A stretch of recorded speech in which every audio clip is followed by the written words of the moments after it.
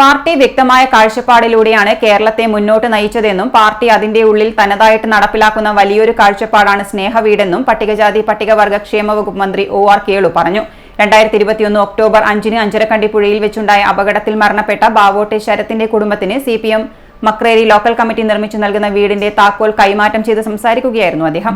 22ാമത് party കോൺഗ്രസിന്റെ ഭാഗമായി തൃശൂരിൽ നടന്ന സംസ്ഥാന സമ്മേളനത്തിൽ ഒരു ലോക്കലിൽ പാവപ്പെട്ടവർക്ക് ഒരു വീട് എന്ന തീരുമാനപ്രകാരമാണ് CPM മക്രേരി ലോക്കൽ കമ്മിറ്റി വീട് വെച്ച് നൽകിയത്. നാടും വീടും അല്ലേ കേരളം മൊത്തത്തിൽ ഒരു ശുചീകരണം, അതൊരു പാർട്ടിയുടെ ഒരു കാഴ്ചപ്പാടാണ്. ഇങ്ങനെ കാലഘട്ടത്തിനനുസരിച്ച് കേരളത്തെ മുന്നോട്ട് നയിക്കുന്ന ഒരു കാഴ്ചപ്പാടുമായിട്ടാണ് പാർട്ടി എക്കാലത്തും ഈ കേരളത്തെ മുന്നോട്ട് നയിച്ചത് എന്ന് പറയാനായിട്ടാണ് ഞാൻ ഈ കാര്യങ്ങൾ പറഞ്ഞത്. പാർട്ടി അതിന്റെ ഉള്ളിൽ തനതായിട്ട് നടപ്പാക്കുന്ന മറ്റൊരു വലിയൊരു കാഴ്ചപ്പാടാണ് സ്നേഹവീട്.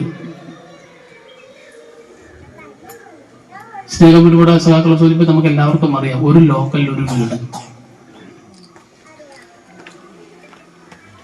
ആ സ്നേഹവീട് നിർമ്മിച്ചു കൊടുക്കുമ്പോൾ കമ്മ്യൂണിസ്റ്റുകാർക്ക് മാത്രം നിർമ്മിച്ചു കൊടുക്കും എന്നല്ല പാർട്ടി കണ്ടത്. ഇവിടെ സ്വാഭാവികമായും നമ്മുടെ പാർട്ടി കുടുംബമായിരിക്കാം, പക്ഷെ അങ്ങനെയല്ല.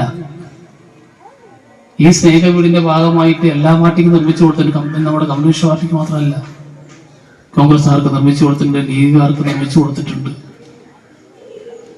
ഈ സ്നേഹവീട് പാർട്ടി നോക്കിയിട്ടല്ല നിർമ്മിച്ചു കൊടുത്തിട്ടുള്ളത്. ഒരു വീടില്ലാതെ കഷ്ടപ്പെടുന്ന ആര്?